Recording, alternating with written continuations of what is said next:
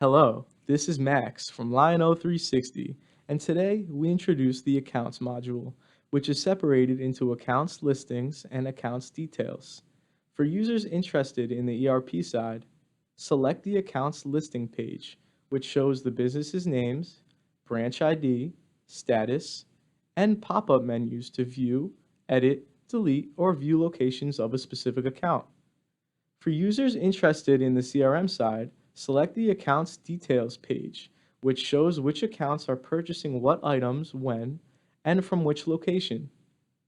By simply selecting one of the accounts on the left-hand side, you will be able to see important information about the business relationship with the account in its 360-degree view on the Accounts Details page.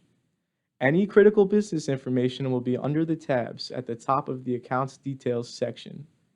More detailed information resides here, along with space for activities and task reminders.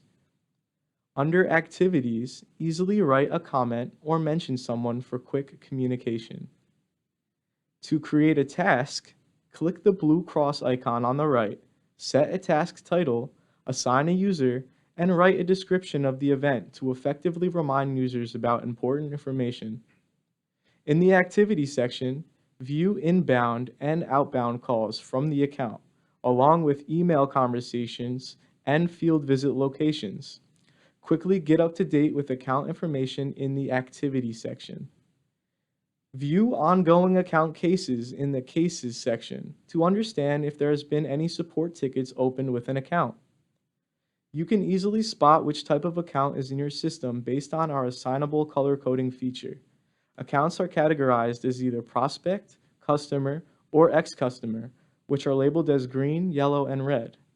The colors may be easily changed if you want to categorize accounts by different colors. This feature will allow for representatives to quickly analyze account details so they can make faster decisions. Before you look around, be sure to check out Accounts module in LionO360.